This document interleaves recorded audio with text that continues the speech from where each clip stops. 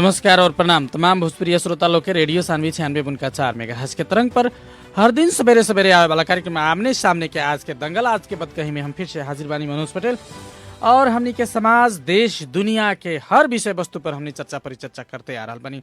और नेपाल के राजनीतिक संकट दिन प्रतिदिन गहरा हो रहा वक्त में भी हमनी निरंतर ई विवाद सब के विषय पर भी चर्चा परिचर्चा चला रहा बनी, चाहे नेपाली कांग्रेस की भूमिका होके, चाहे एमाले तत्कालीन नेपाल कम्युनिस्ट पार्टी के दो पक्ष बीच के विवाद होके, ये दोनों विषय पर बहस हमनी चलाते आ रहा बनी।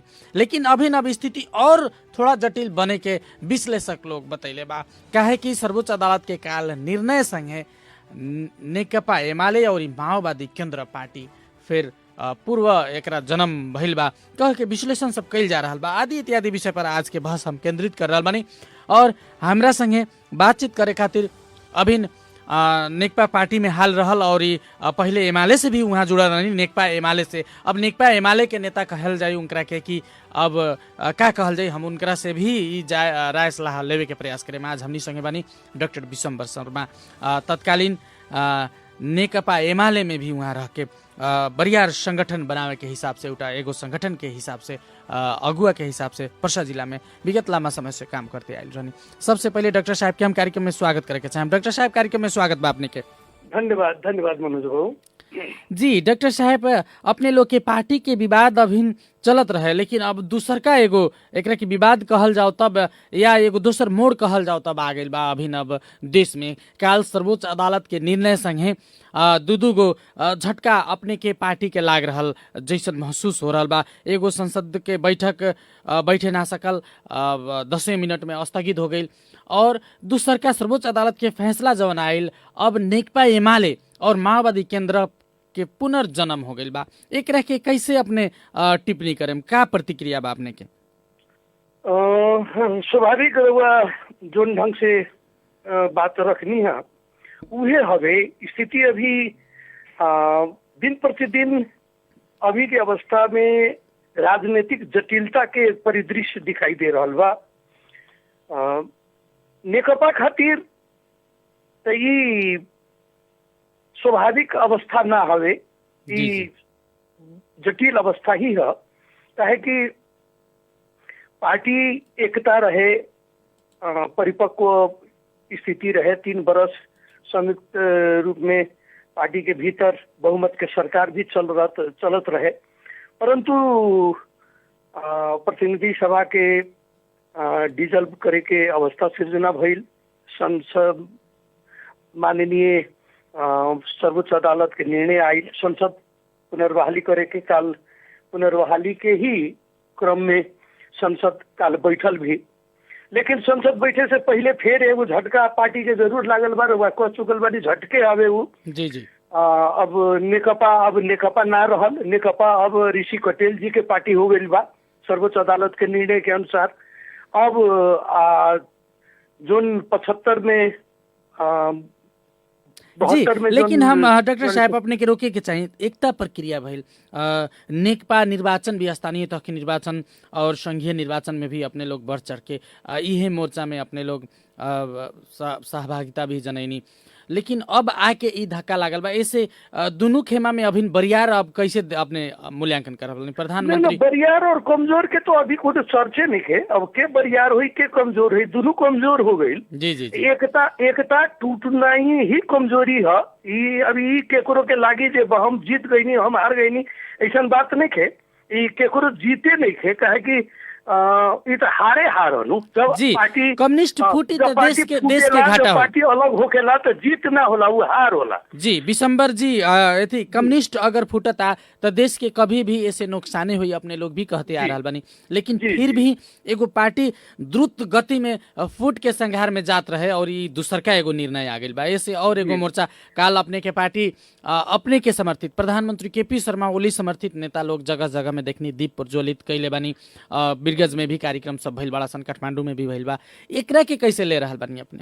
अब ये का जाने साथी लोग के का सोच है, दीप प्रज्वलित करे के अवस्था ना हो सकता है। अभी माओवादी साथी लोग के कुछ अभी माने इससे पहले वाला जो स्टेप रहे वो स्टेप से कनी खींच के व्यवहारिकता खींच ना होला, माने सैद्धांतिक ज्यादा ना, व्यवहारिक खींच के चलते चल अभी पार्टी यही तरह तू फोड़ते रहला, अब तो सर्वोच्च फोड़ दिलक कह के यदि वो मानसिकता के साथ दीप प्रज्वलन भइल हुई तब तो वो अलग बात है ना। तो दीप प्रज्वलन करे के तो यहाँ कोनो वैसन बात ना हो, काहे दीप प्रज्वलन काथी खातिर कइल जाई, तो कोई केकरो जीत है ना। हमनी एकता में दिक्कत में पहुंचनी, एकता टूटल, आखिर भी काल के दिन में फिर वामपंथी एकता के प्रयास कर ही के पड़ी, बिना एकता से आगे बढ़ नहीं सकत। जी लेकिन ओली अब ई पार्टी दूगो पार्टी भइला के बाद ओली संसदीय दल के नेता के रूप में सबसे बड़का दल के अध्यक्ष के रूप में आगाड़ी आयल बनी, और प्रचंड के भी अब साथ अगर ना रहे तो ओली सरकार फेरू संकट में फंसे के संभावना बा। अब तो स्वाभाविक बात है, एकदम सही बात कर रहा बनी, काहे कि संसद के गणितीय हिसाब से देखल जाओ तो ठीक बा। अब यदि हम लौट के पुराना जगह में पहुंचता नहीं तो ठीक बा। अभी के संसद के भीतर सबसे लम्हर दल नेकपा एमाले के नाम से केपी ओली जी हो सकता नहीं, केपी ओली जी एमाले ही के नेता होके आई रहनी, बाद में नेकपा भई रहनी। जी जी जी तो यहाँ तक कोनो दूर आए हिले नहीं, यहाँ तक तो ठीक बा, परंतु केपी ओली जी के साथ में भी पूर्ण बहुमत नहीं है। ऐसे एकल सरकार बनावे की अवस्था केपी जी के भी ना हुई जब तक दोसर पार्टी के कोनो साथी लोग साथ ना दी। जी जी संसद के भीतर, प्रतिनिधि सभा के भीतर या संसद के भीतर हमरा नहीं लागत कि एकदम केपी ओली जी के साथ देवे खातिर दौड़ के कोनो पार्टी आई, काहे कि सजपा बा वो भी उतना आसानी से जी वो उतना आसानी से सहयोग कर दी, ऐसा भी हमरा नहीं लागत। नेपाली कांग्रेस भी खुल के एकदम दौड़ के साथ देवे आई, ऐसा भी नहीं लागत, काहे कि बहुमत तो चाहिए गवर्नमेंट बनावे खातिर। अब ई जोन संसद के भीतर दौड़ के बात भइल, अब ई निर्णय से और संसद में अब हुए अस्थिरता एकरा के कहल जाऊ। जी पूर्ण गवर्नमेंट के स्थिति केकरो ना रही। अब ये ताना तान खींचा खींच या दो पार्टी मिल के बनाई या तीन पार्टी मिल के बनाई, हो सकता जे नेकपा एमाले के छोड़ के नेपाली कांग्रेस, नेकपा माओवादी केंद्र, सजपा भी मिल के सरकार बना सकता, ऐसा परिस्थिति नहीं है। वैसे कोनो आसान अवस्था ना हो, वैसे दीप प्रज्वलन करके एकदम खुशहाली मनावे के स्थिति भी राजनीति में नहीं है लोग। जी अब जैसे कि और सहज एकरा के डॉक्टर साहब और सहज हो गई बा ई हिसाब से। अब जैसे कि कांग्रेस के कहा रहे कि एक एगो पार्टी सरकार में भी बा, उहे पार्टी के नेता विरोध में भी बा, एक एगो पार्टी भीतर दूगो चरित्र हमनी देख रहा बानी। प्रतिपक्ष के भी भूमिका में नेकपा ही बा और सरकार के रूलिंग पार्टी भी नेकपा ही है, दोनों चीज संगे संगे चल रहा बा। एकरा के हमनी स्वीकार ना करें, पहले आधिकारिकता अपने लोग लेके आए, लेकिन अब तो आधिकारिकता हो गई। अब आधिकारिकता जी कांग्रेस चाहत रहे से हो गई। जी जी कांग्रेस जे चाहत रहे जे पार्टी पहले फूट के आवा, दोनों में से केहू अइबा तो हम तोरा संगे रहे, अब आसान हो गई। अब सर्वोच्च दे देला कांग्रेस के, ले ला एगो पार्टी, अब तू जेकरा से मन बा ओकरा संगे सरकार। प्रचंड जी के भी तो अब अविश्वास के प्रस्ताव रखे खातिर और सहज हो गई, अब अलग पार्टी हो गई। जी जी प्रचंड जी तो नेकपा तो स्वाभाविक बार हुआ शुरू में कह देनी जे अब तो दूगो पार्टी ई का कहाला नु। अब बहुत लोग के लागत रहे जे ई किचकिच से बढ़िया बात फूट जाई तो भी अलग हो जाई, तो भी अब तो सर्वोच्च कह देलक जे तो नहीं अलग अलग हुआ लोगिन, अलग अलग चुनाव लड़ रहा लोगिन। एकता पहले रहा, वो एकता के परिस्थिति अब नहीं थे, वो पार्टी अब ना रहल। जी डॉक्टर साहब और एगो बहुत ही गहन प्रश्न आ रहा बा नेता लोग के विषय पर। नेता लोग जैसे कि तत्कालीन नेकपा एमाले के नेता लोग अभिन प्रचंड जी संगे बानी, कुछ नेता लोग प्रचंड जी के तत्कालीन माओवादी केंद्र की कुछ नेता लोग अपने लोग के प्रधानमंत्री केपी शर्मा ओली के खेमा में बानी, तो उ नेता लोग के अब भविष्य प्रति ही प्रश्न चिन्ह उठ गई बा। अब उ लोग के का होई? अब इतना ज्यादा भविष्य के चिंता कैला के जरूरी नहीं है। हमने प्रश्न देख रहा बनी जे राजनीति करता वो अपन भविष्य के जरूरी सोची। जी जी जी अब नेकपा एमाले से चुनाव जे जीत के गइल बा, वैधानिक रूप से सदन के भीतर रहे के होई तो ओकरा एमाले के चिन्ह के ब्लॉक पर आबही के पड़ी। जी लेकिन अब एने ना होने, अब तो दोनों ओरी के केनाहू ना भइल। जी जी जी जे माओवादी से चिन्ह लड़ के गइल बा, वो कहीं भी आज खेमा परिवर्तन करके बैठल हुई तो ओकरा उहे ब्लॉक में जाही के पड़ी। जी जी बशर्ते एगो अवस्था और आ सकता। अब माधव जी लोग के चाहिए, माने यदि इच्छा होके कि जना हम केपी ओली के संगे ना रहे तो सूर्य साहब के भीतर प्रतिनिधि सभा में 40% पुगा के जी जी पार्टी के अब नवों अधिवेशन पर अब सोझे ध्यान चल जाई। अब तो 40-41 441 या पार्टी फोर के आगे जाए के पड़ल, आगे बढ़े के पड़ल, 40% पहुंचा के पार्टी फोर के। नेपाल के संविधान में 40% पार्टी और 40% संसद, ये दोनों में फुटा के भी जाए के अवस्था हुई माधव जी के तो उच्च ही है प्रचंड जी के संगे अन्ना। तो प्रचंड जी के जे राम बहादुर बादल, प्रभु शाह वगैरह जे जितना मंत्री सब माने लेखराज भट्ट जी वगैरह सब बानी, यदि वहाँ लोग के भी 40% फुटा के यदि केपी ओली के संगे आवे के अवस्था हुई तो वहाँ के वही है बुझल गए। जी जी जी तो अब राजनीतिक भविष्य खातिर अब अपन साथी लोग सोची केकरा कहाँ बैठे के अवस्था बा के कहाँ आसान रही। लेकिन अभी के स्थिति में ये बात माधव जी के भी कह दिलक जे तू अपन घरे चल जा, औरों लोग के भी कह दिया जे तू जहाँ से आई रहा तहाँ जा। इस सामान्य भाषा में यही दिखाई देता, परंतु राजनीति इतना आसान पैड़ा चलेला इस हमरा नहीं के बुझात। राजनीति तरीके में लेकिन अब प्रधानमंत्री केपी शर्मा ओली, अब प्रधानमंत्री केपी शर्मा ओली संयुक्त सरकार के प्रधानमंत्री बन चुकल बानी। अब वहाँ जी जी अब क्षेत्र 1 के प्रधानमंत्री के रूप में वहाँ रूपांतरित भइल बानी। अब संविधान के धारा सुनल जाए ना, अभी अब दू अवस्था आ गई। काल के दिन में सर्वोच्च कहलक प्रधानमंत्री 76-1 के ह जी जी जी पूर्ण बहुमत के प्रधानमंत्री कह के फैसला कैलक।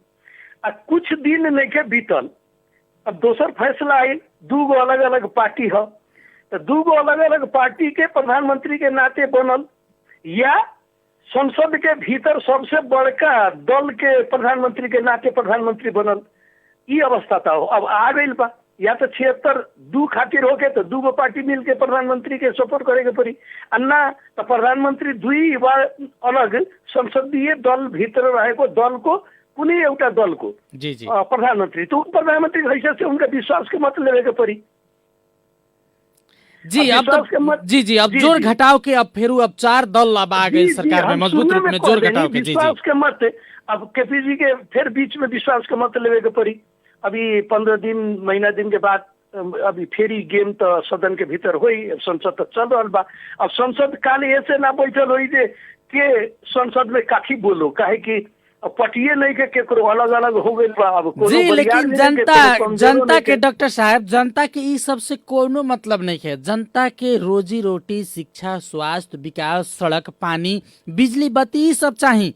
अपने लोग के मैंडेट मिलल स्थिर सरकार जब रही तो देश में स्थिरता से विकास होला कह के नेपाली जनता के बुझाई बा, लेकिन वो होके नहीं के सक रहा अभी। अब ई सब अवस्था से जनता के विकास के चाहना और पिछाड़ी धकलाए के संभावना बा। तो एमे अब जल्दी से जल्दी एकरा के संकलन जी तनका हमरा और ध्यान देहल जाई। जी जी एगो बात तो जरूर बाजे, हमनी के जनता विश्वास करके बहुमत देले रहे। जी जी स्वाभाविक बा उतना बहुमत हमनी के जरूर मिलल बा जितना बहुमत आज के दिन में अभी सदन में काल के निर्णय के बाद भी बा। लेकिन हमनी पूर्ण सरकार बनावे के बहुमत में नहीं थी। केपी ओली जी के एगो कार्य क्षमता के सम्मान करे के पड़ल व चाही, ऐसे जो वहाँ के दोसर भी एगो पार्टी के अपना साथ लेके संयुक्त मोर्चा बना के कुछ दिन दीगो सरकार बनावे के मानसिकता के साथ वहाँ का आगे बढ़ रहनी, एमे कोनो दूर आए नहीं के। वहाँ का गोड़ घटाओ गुना भाग करके ना आई रहनी, एकदम क्लियर करके आई रहनी जे हमनी के साथ में चुनाव लड़े, हमनी के मोर्चा बना के जाता नहीं, हमनी के स्थिर सरकार दे। अब लेकिन जकरा संगे मोर्चा बना के केपी जी आई रहनी, जकरा संगे नेकपा एमाले ओ समय के मोर्चा बना के आई रहे, बाद में ओकरा से पार्टी एकता भी कल गई, वो बीच में स्थिरता के अवस्था सृजना ना करे देलक, जेकर परिणाम आज रुआ देख रहल बानी। एगो ना सर्वोच्च के दू निर्णय करे के अवस्था में पहुंचैलक और पार्टी जे तरह केपी जी स्थिर वातावरण बनावे खातिर प्रयास करके आई रहनी, उस स्थिर वातावरण के अब रहे न देवे के अवस्था में माननीय सर्वोच्च अदालत के निर्णय और ई पार्टी के विभाजन तक के अवस्था के निर्णय सब आगे आयल बा। तो हमनी जानता नहीं सके नेपाल के संसद के भीतर पूर्ण बहुमत कोनो पार्टी के नहीं है। यदि देश के स्थिरता और समृद्धि की ओर ले जाए के केकरो इच्छा हुई, कोनो पार्टी के इच्छा हुई, तो वो केपी ओली जी के साथ में एगो बड़का दल के नाते केपी ओली जी के साथ में जाई, अन्ना संसद के भीतर के जो गणितीय अवस्था बा ओकरा खातिर दोसर तेसर 2 गो 3 गो दल मिल के सरकार बनाई। अब बाकी समय 1.5 बरस के बाद इलेक्शन में रहुआ जाही के पड़ी, डेट निकाले के पड़ी, वो अनुसार अपने के चले के पड़ी। तो मुल्क अब 3 बरस जो स्थिर गति से चलत रहे, अभी 1.5 बरिस अब स्थिर गति से ना चली, वह कील बेच के अवस्था में जाइए। कील बेच ना हुई तो 2 गो पार्टी व 2 से देशी पार्टी मिल के अपन सरकार बनाई। जी डॉक्टर साहब, थोड़ा हमने अब नेकपा के जोड़ घटाव के विषय में भी बताइए। अपने जैसे कि कहनी है 40% यदि केहू के पहुंचता तो दल ओकरा के फोड़ के अलग आगे बढ़े के या मतलब वैसन प्रोविजन बा।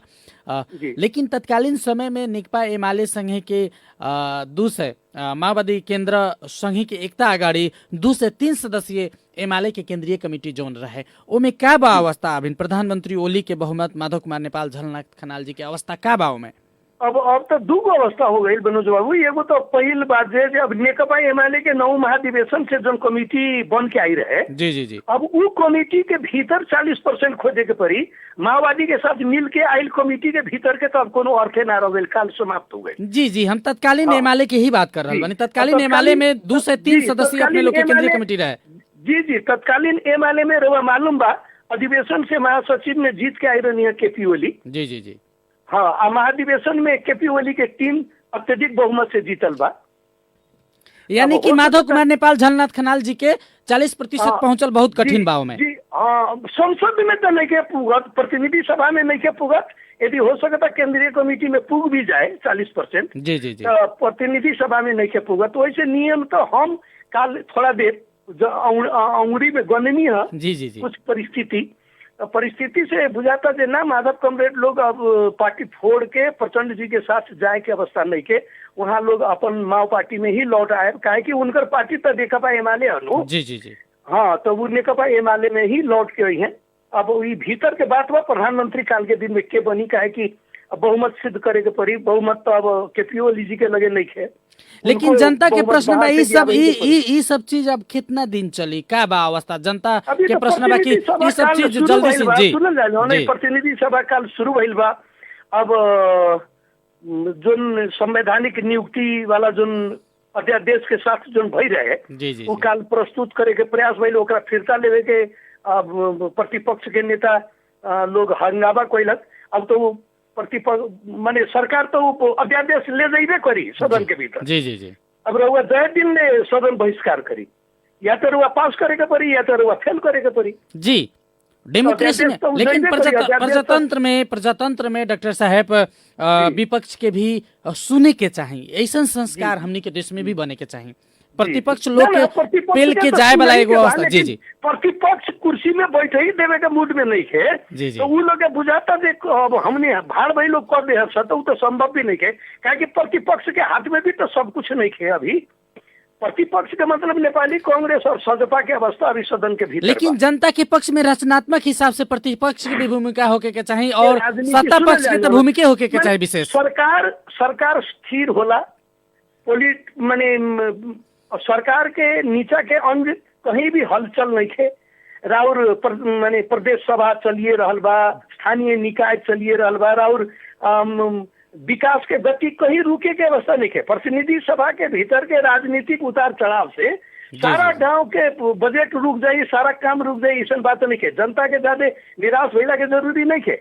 हमनी के जनता ज्यादा राजनीति में सचेत बा, ये नाते मात्र ये सारा बात सब हो रहा बा। ना तो जनता के जोन जोन काम हो रहा बा अभी के स्थिति में वो के रोक दी। बजट पे जहाँ चल गई बा वो बनिए रहल बा, राष्ट्रीय योजना सबके काम होइए रहल बा, देश के सड़क मरम्मत पुल जे काम सब बन रहल बा वो सब बनिए रहल बा। एकरा खातिर रोके के अवस्था नहीं है। ऐसे आज फुट गई कह के चाहे सदन के भीतर जोड़ घटाव के गणितीय अंक आई कह के देश के विकास न रुकी। हाँ, हल्का ये बाजे राजनीति में ध्यान एने अइला के बाद में हल्का सुस्तता कहीं आ सकता, लेकिन सुस्तता भी ना लियावे के, काहे कि गवर्नमेंट में जे बैठल बा ओकर जवाबदेही बा, जिम्मेवारी बा जे दोनों काम के आगे बढ़ाओ। अब ये राजनीति है, ये तो सदन के फेस करे ही के पड़ी, प्रधानमंत्री के भी फेस करे के पड़ी। जब तक बाने एक दिन बाने तो एक दिन फेस करियन, दूसर दिन कोनो प्रधानमंत्री हुई तो वो करी। लेकिन 4 दल के बरियार वहाँ उपस्थित बा सदन में। अगर तीन दल अगर मिली तो ओली जी के भी बाहर रह के भी सरकार बन सके के अवस्था बा। बिल्कुल वो तो देखी जब सदन के भीतर हुआ गोइल बनी चुनाव लड़के तो और संख्या नहीं के पुगत तो तीन दल एक जगह यदि हो जाता तो प्रधानमंत्री ओखनी के बनी प्रतिपक्ष के नेता केपी ओली जी रही हैं, इनमें क्या दिक्कत बा? जी अब अंत में नेपाली जनता के में भूमिका का हो सकता? नेपाली जनता अपना जगह पर रहो, जे जेकरा माया करता ओकरा के माया करो। ये तो स्वाभाविक बा जे केपी ओली के एगो स्थिर सरकार देवे के जो प्रतिबद्धता रहे ओमे भाजू आई, केपी ओली के हाथ गोड़ तोड़े के प्रयास कल गई, देश के अस्थिर बनावे के प्रयास कल गई। ये अस्थिरता के परिणाम है ये सारा चीज। दू गो सर्वोच्च अदालत के निर्णय देखनी, अगिलका निर्णय भी केपी ओली के कमजोर करे के ही वातावरण से आयल। दोसर का अवस्था भी केपी ओली के कमजोर करे के ही वातावरण से आयल बा। एमे कहीं खुशी मनावे के अवस्था नहीं है। ई अवस्था से देश कमजोर भइल बा, परिस्थिति कमजोर भइल बा, देश के विकास के गति में हल्का धक्का लागल बा। फिर भी आम जनता से हम निहोरा करब जे अब बेसी दिन नहीं है, 1-1.5 साल के बाद चुनाव हुई। रउआ सब राजनीति जानतानी, सब देखतानी, अपने सब से निहोरा बाजे आवे वाला इलेक्शन में वोट देत खुद बड़ा गंभीर होके वोट देहब, काहे कि जे देश खातिर काम करे वाला बा ओकरा के लियावल जरूरी बा। हमरा अंदाज बा, विश्वास बा जे आवे वाला चुनाव में केपी ओली के सरकार बहुमत के सरकार बनाई और इस देश की स्थिर गति दी। जी डॉक्टर साहब, अपने के ये नहीं लागत कि अब दल लोग के जे भी बड़का दल बा सदन में उ लोग के और थोड़ा ज्यादा गंभीर होके के पड़ल, काहे कि समय अब कम बा, थोड़ा एक धक्का और विकास के गति देवे के खातिर ये जितना भी हमने देख रहल बानी संकट, राजनीतिक संकट, एकरा के जल्दी से जल्दी 30 दिन के भीतर में एकरा के कहल जाओ 30 दिन के भीतर में समाप्त करे के एगो ऐसा भूमिका हो सकता दल लोग के। हाँ बिल्कुल, मैंने एक गंभीर तो होना ही जरूरी है बा, काहे कि देश से खिलौना ना हो जे हाथ में लेके मेला में लड़का खिलौना किन लेला झुनझुना बीच चौराहा पर बजावत आवेला, सीटी फूकत आवेला। ई सांसद लोग, माननीय लोग के हाथ के झुनझुना संसद ना हो, देश के राजनीति ना हो, बड़ा गंभीर भइल जरूरी बा। देश रही तबे राउर माननीय रही, देश रही तबे रहुआ प्रधानमंत्री चाहे मंत्री रहे, देश रही तबे रहुआ कोनो पार्टी के नेता रहे चाहे पार्टी रही। जब देशे ना रही तो राउर पार्टी के का अर्थ बा, राउर पद के का अर्थ बा। वैसे राष्ट्रीय स्वाभिमान के, राष्ट्रीय अखंडता के, राष्ट्रीय एकता के धक्का ना लगे के चाही, ओकरा के गंभीर होके, काहे कि राजनीतिक पार्टी बहुदलीय पार्टी शासन प्रणाली है, लोकतांत्रिक शासन प्रणाली है। एमे पार्टी के भी मजबूत बनावल जरूरी होला, काहे कि पार्टी रूलिंग करेला, पार्टी बाहर से प्रधानमंत्री ना आवेला। ए नाते हरेक व्यक्ति के गंभीर होना ही अभी के समय में बड़ा जरूरी बा, काहे कि देश में संवैधानिक संकट सब आ रहल बा, राजनीतिक संकट सब आ रहल बा। एकरा के तनी गंभीर होके इस संकट से बाहर आवल जरूरी बा, देश के बाहर ले आवल जरूरी बा, विकास के गति के आगे बढ़ावल जरूरी बा। जी डॉक्टर साहब, अपने व्यस्त समय के बावजूद भी संभवतः अपने बिरगज में भी नहीं की, काठमांडू में बानी, अभी व्यस्त समय के बावजूद भी अपने हमरा के समय देनी है, एकरा खातिर अपने के बहुत बहुत धन्यवाद। धन्यवाद मनोज बाबू, अपने हमरा से दू शब्द रेनी, एकरा खातिर श्रोता सबके हमर प्रणाम। जी, और तमाम हमनी के श्रोता लोग जो रेडियो सानवी 96.4 मेगाहर्ट्ज अभी हमनी के सुनत तनी, वास्तव में हमनी देश के राष्ट्रीय सार्वभौमसत्ता, राष्ट्रीय एकता, राष्ट्रीय मेल मिलाप के जौन वातावरण बा बने के चाही, और एमे नेपाली जनता के भी और खास करके सदन भीतर के जौन दल सब बा, दल सब के गंभीर होना जरूरी बा। डॉक्टर साहब भी ई बात के जोर देनी है कि देश कोनो खिलौना नहीं के, देश रही तभी ने हमनी के अस्तित्व बा, चाहे कोनो पार्टी के अस्तित्व बा। जी बिल्कुल, और जनता जनार्दन होला, जनता सारा चीज बुझता, इस सारा तमाम घटना परिदृश्य के अपने लोग देखी और सही समय में सही चुनाव करी नेता लोग के अपने, तबे देश विकास के गति में आगे बढ़ सकता। बहुत बहुत धन्यवाद कार्यक्रम सुन देनी, और प्रविधि के मित्र सत्येंद्र जी के भी हमरा के समय उपलब्ध करा देनी है, सहयोग कर देनी हमनी के प्रविधिक रूप में। सत्येंद्र जी के भी बहुत बहुत धन्यवाद देत। डॉक्टर विशंबर शर्मा के भी बहुत बहुत हम अभिन हम उनकरा के नेकपा एमाले के नेता कहें, नेकपा एमाले के नेता डॉक्टर विशंबर शर्मा के भी बहुत बहुत धन्यवाद देत। हम मनोज पटेल आज्ञा चाहतनी, नमस्कार, प्रणाम।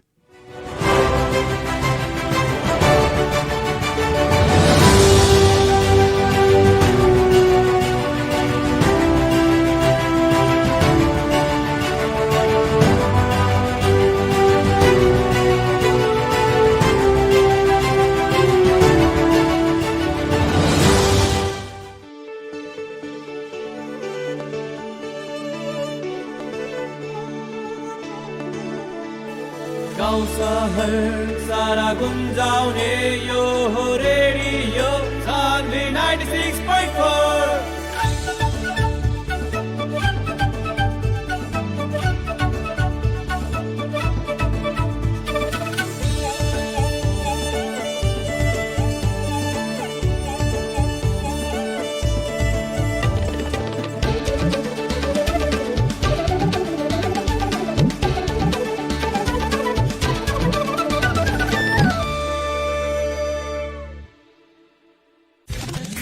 रेडियो सान्वी टाइम चेक अहिले 8 बजेको छ।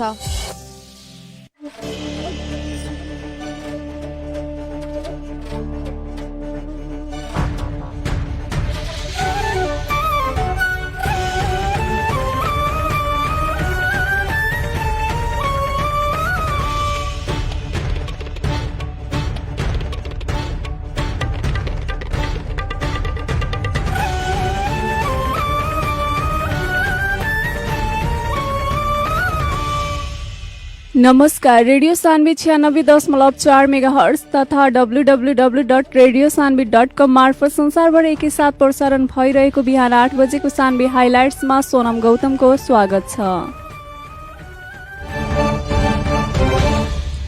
वीरगंजका प्रतिष्ठित उद्यमी एवं साहित्यकार गणेश लाटको